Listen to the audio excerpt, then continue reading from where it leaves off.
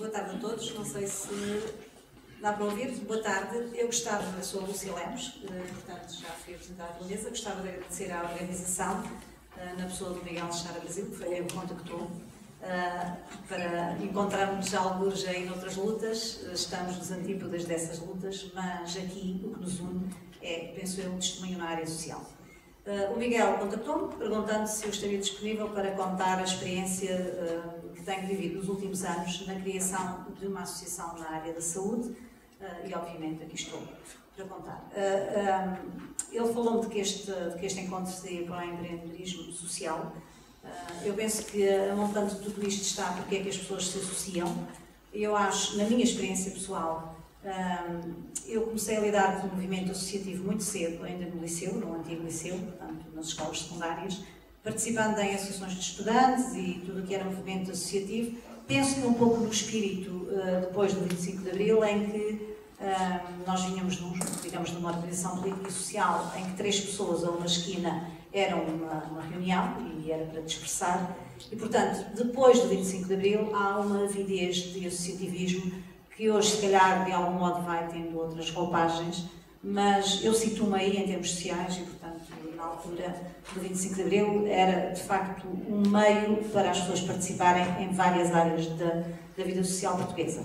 No caso da Associação de Estudantes, no caso depois como mãe nas associações de pais, nas escolas, formei várias associações, estive sempre ligada a comissões de organização e, alguns no meu percurso de vida, tropecei numa coisa chamada neurofibromatose, que é difícil de dizer, mas o nome original ainda é mais complicado, é von Rackleshausen, e, portanto, entre um nome e o outro, venha e faça a escolha, não é? Não é fácil.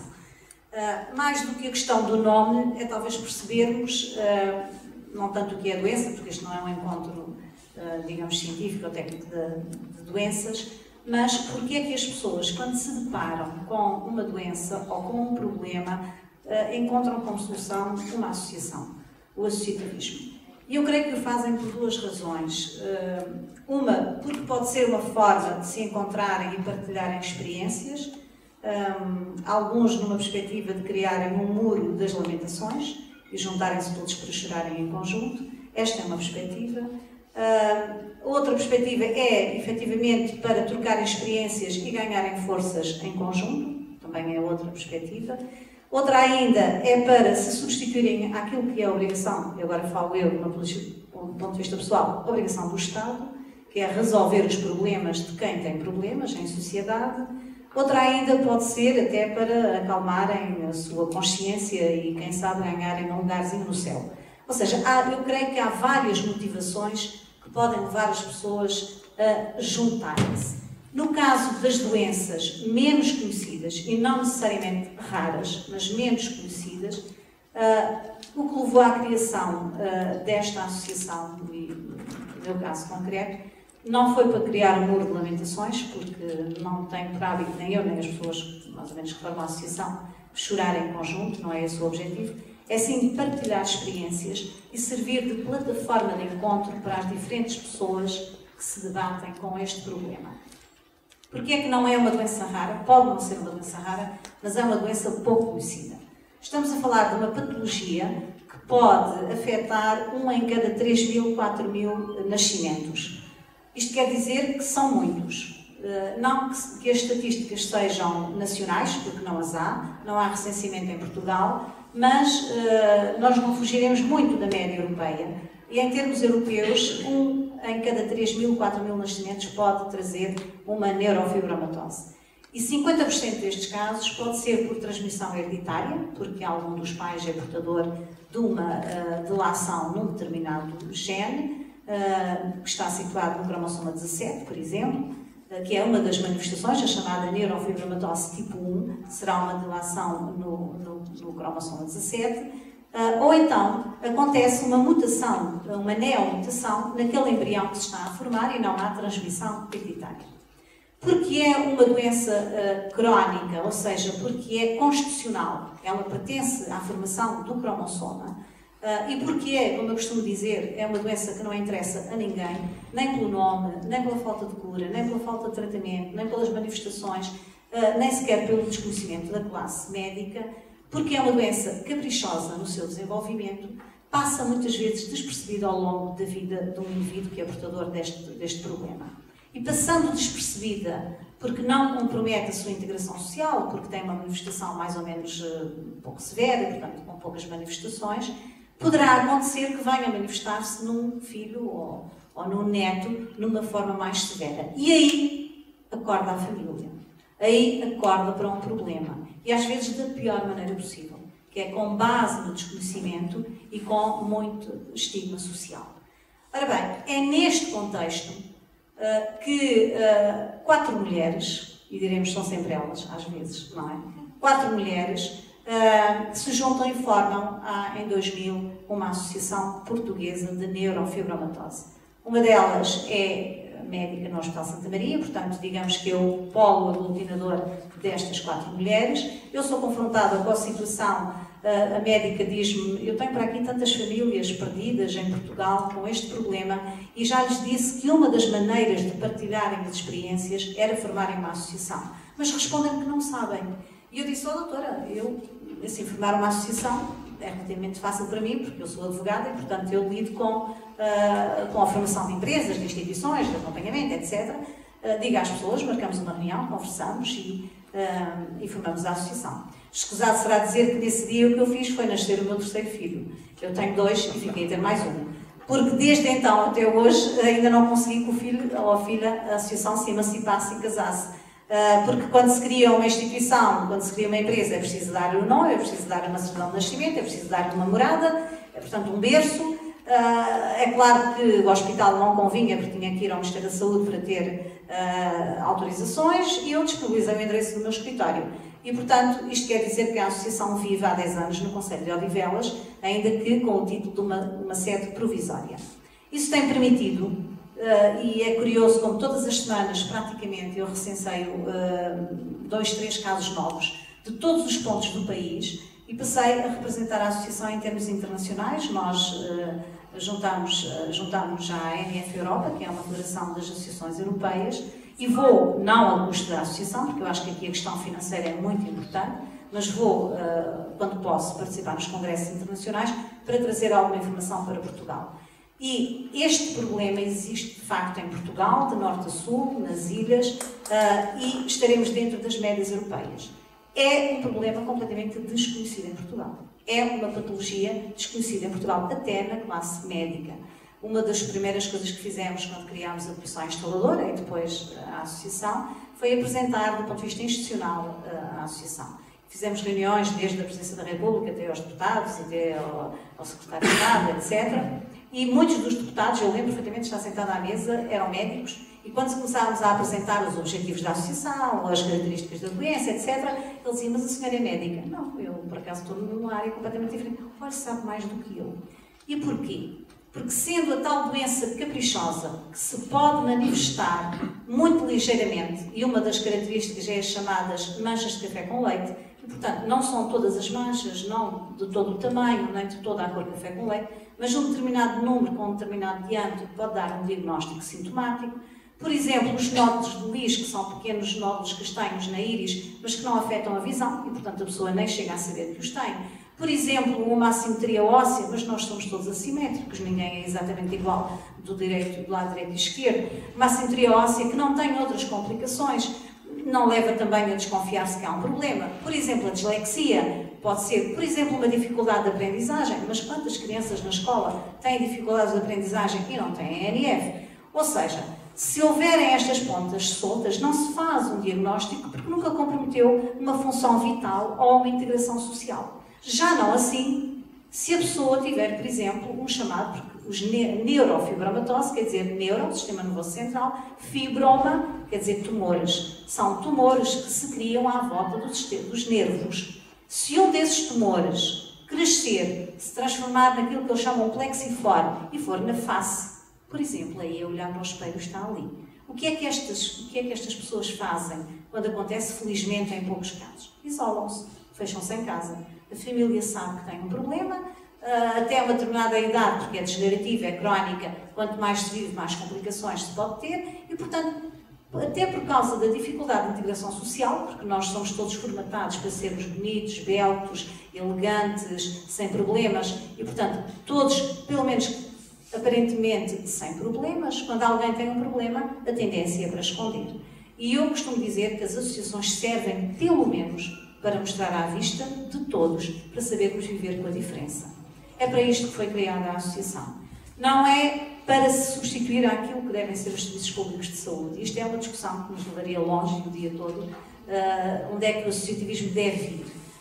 A nossa, digamos, orientação até este momento, eu tenho sido a Presidente da Direção desde então até agora, e porque há dificuldade de substituição, e tudo o que eu ouvi até agora sobre as instituições, obviamente que nós nos revemos com as dificuldades, com o voluntariado, com a dificuldade de fidelização dos doadores, também porque estamos a funcionar de uma forma perfeitamente amadora, e portanto reunimos ao domingo de manhã, fazemos os nossos trabalhos ou à noite, ou aos feriados, ou aos domingos de manhã, porque todos ou todas as que estamos na direção trabalhamos e não vivemos, digamos, do associativismo. É um trabalho perfeitamente amador. Complementar das nossas profissões, todas as outras atividades que vamos tendo ao longo da nossa vida. Tem tido esta vantagem, que é servir de plataforma de encontro das pessoas que vão a uma consulta com o seu primeiro filho, por exemplo. Ainda um dia destes tive uma mãe no Porto, que tem um menino com 1 ano e meio, e começaram a aparecer manchas. A mãe alertou o médico a primeira vez, isso não é nada, não se preocupe, não é nada, mas à segunda vez, em vez de 2, já tinha 3, na terceira vez já tinha 5, alto que há aqui qualquer coisa, vamos à neurologia e tem uma NF tipo 1. A mãe liga para a associação e eu estou seguramente meia hora ou 3/4 de hora ao telefone com ela, para dizer que ela não consulte o Dr. Google, porque se vai consultar o Dr. Google vai ter um problema. Porque o Dr. Google mostra muita coisa que é verdadeira, mas mostra nestes casos das patologias sempre os casos mais severos. E quando a mãe consultar o Dr. Google vai ficar apavorada.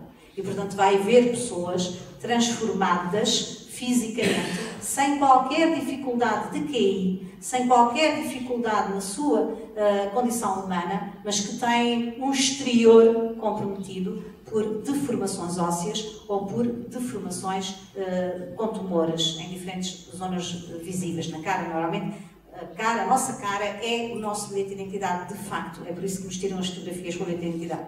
E é aí que nós sentimos mais. Todos tendemos a esconder com uma calça comprida um tornozelo menos bonito, com uma manga comprida um ombro menos perfeito, mas ninguém, a não ser os islâmicos que andam com as burcas, escondemos a cara. Ou podemos fazê-lo ou queremos fazê-lo.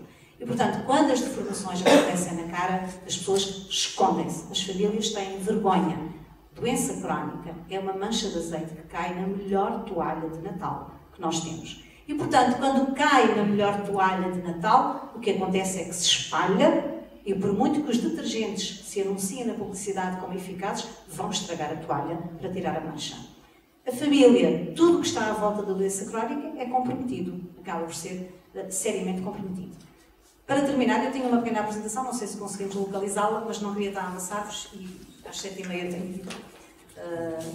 Era a escola, a BNF Escola, talvez tenha. Uma apresentação, havia uma área escolar muito interessante no 12º ano, até ao ano passado, que era a área escola, a área de projeto. E muitos alunos do 12º ano nos contactavam para fazer apresentações, futuros médicos, miúdos que estavam a fazer o 12º ano na área de ciências e tecnologias e faziam um trabalho sobre doenças.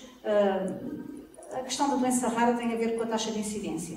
A NF tipo 2, que é uma outra manifestação, num outro cromossoma, que é muito mais severa, dá tumores a nível do canal auditivo, a esperança média de vida é muito baixa e, portanto, as pessoas morrem seguramente com 35, 40 anos, salvo nos casos em que conseguem intervenções, e alguns casos existem nos Estados Unidos ou em Espanha. Portanto, que os tumores levam à surdez, isso é certo. Os jovens com 20 anos estão literalmente surdos. Mantém, há mesmo um livro que foi lançado há pouco tempo por uma sócia nossa de Sesimbra, que é a Maria João Inocêncio, o voo da borboleta. Ela conta a sua história, ela tem NF tipo 2 e está neste momento completamente surda. Portanto, isto quer dizer que essa sim é a doença rara. Porquê? Porque a incidência é 1 para cada 40 mil nascimentos, enquanto que a NF tipo 1 são 1 para cada 3 mil. Portanto, não é tão rara como isso. É pouco conhecida. E porquê? Porque ou as pessoas se escondem ou então não afeta nenhuma função vital. Não há cura, não há tratamento. Os médicos falam nisso uma vez no primeiro ano em genética, no von Rappelin-Causa. Perdem no rasto, nunca mais ninguém se interessa pela patologia. Estas famílias estão literalmente sozinhas, isoladas, sem uma voz que pelo menos as ouça e troque experiências. Foi para isso que foi criada a APNF, a Associação Portuguesa de Neurofibromatose. Nós temos um site que nos foi criado também por um voluntário, que é www.apnf.eu, onde nos podem conhecer. Nós fazemos alguns encontros rotineiros todos os anos. E posso ir explicando a partir daqui. Porque é um cogumelo, e aqui quem interviu antes de mim, a Mariana, não é? Isto é uma oferta de uma empresa gráfica. Os cogumelos não são seguramente as plantas ou as flores ou os frutos mais bonitos, não são. Do ponto de vista estético, não são. Com alguns pratos e alguns condimentos tornam-se saborosos. Este cogumelo pode juntar, não ser muito bonito, mas é um cogumelo simpático. As pessoas com NF aprendem a viver com a diferença muito cedo. Uma das manifestações são nódulos subcutâneos, o género de ervilhinhas, que se vão desenvolvendo subcutâneos mais ou menos rígidos. Estes neurofibromas, quando se espalham no corpo todo, são altamente inestéticos. As pessoas escondem-se em casa, literalmente. Eu lembro-me de uma vez na Dinamarca ter membro de uma associação, que estava, e ela já tinha 50 e tal anos, e estava a dizer, quando era mais nova, sentava-se no autocarro e as pessoas fugiam do lado dela, porque não sabiam, pensavam que era contagioso o que ela trazia na pele. E os miúdos perguntavam, olha, como é que tu ficaste assim? E ela dizia, olha, não comia a sopa toda. Começou a brincar com a situação, mas não é fácil viver assim. Temos uma sócia que de 7 irmãos é a única que teve a patologia. E os irmãos, ela era malhadinha, chamavam-lhe malhadinha, desde muito cedo, e na escola tinha problemas. Só o pai era o único pilar de apoio para ela. Os irmãos estigmatizavam, tu és a malhada, tu és a malhadinha, sai de pé de nós. Porquê? Porque é a questão estética, é a questão da intervenção. Portanto, isto foi o nosso jantar de Natal, por exemplo, 2008. Fazemos um jantar ou um almoço de Natal todos os anos, fazemos um encontro científico em maio. Maio é internacionalmente o mês da neurofibromatose. Fizemos em 2007 um congresso internacional com 18 países, isto por uma associação sem recursos financeiros, foi uma lança, não foi em África, foi no mundo todo, e portanto conseguimos fazer com muito trabalho de voluntariado. Tentamos chegar ao máximo de pessoas, e eu aceitei logo o convite, por todas as razões aceitaria, mas até para dar divulgação. Penso que a partir de hoje são cidadãos mais ricos, levam mais uma novidade para casa os que não sabiam. Onde é que passa? Dou para trás, dou para a frente. Nesta? Temos alguma... isto foi uma divulgação que eu fiz no jantar de Natal e, portanto, tínhamos tido o Estatuto de Utilidade Pública nesse ano, tínhamos conseguido. Somos um BPSS, somos federados em termos europeus, temos a utilidade pública, vamos fazendo o que podemos para apoiar estas famílias e, portanto, isto foi a novidade que se levou nesse jantar. Aqui está a publicação em Diário da República.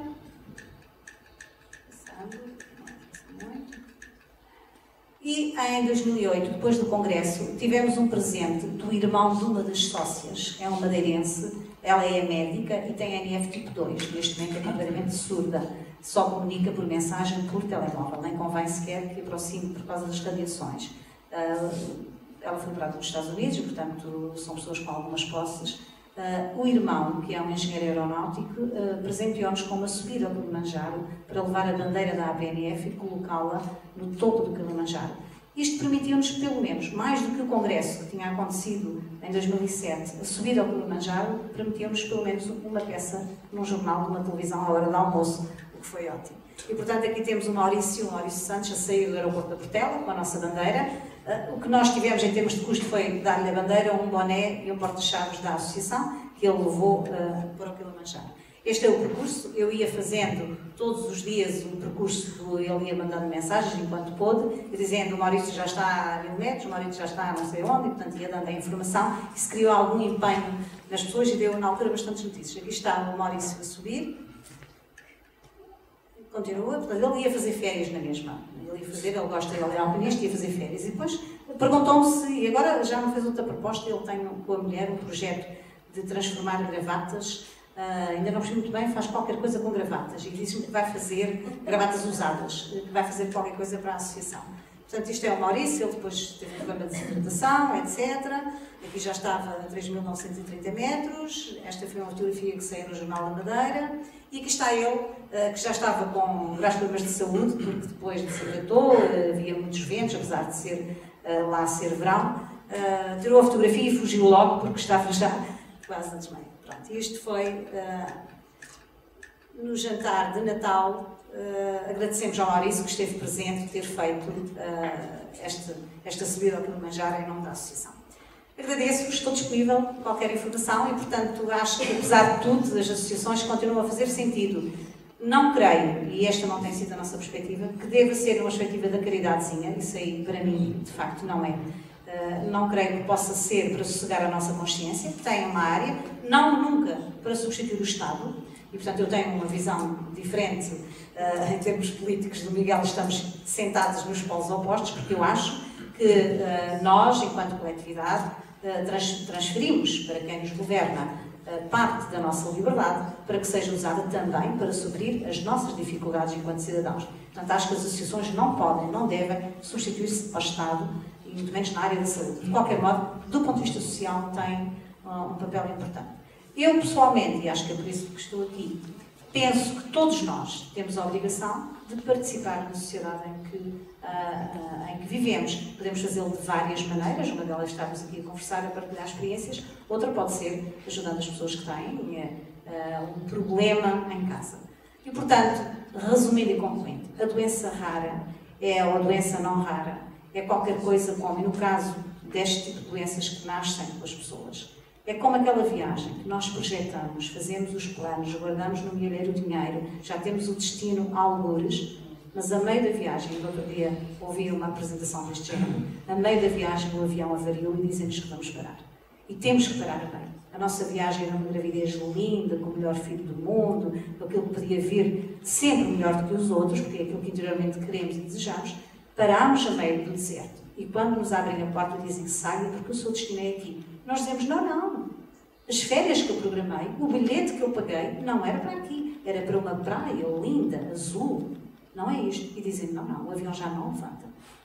E nós olhamos à volta, é um deserto. E só temos duas hipóteses. Ou nos enterramos na areia a ver se o avião alguns vai levantar, ou andamos à volta do deserto e vamos caminhar até à praia e não sabemos onde ela está, porque o deserto não nos dá orientação. Ou então pensamos, vamos fazer do deserto uma pequena praia. Quando se tem uma doença deste género, temos que transformar um problema, um deserto, num pequeno oásis, que é integrar socialmente a diferença. E, portanto, nós, todos queremos ser perfeitinhos e somos formatados para isso. Temos que saber que mesmo os diferentes têm direito à vida. Muito obrigada.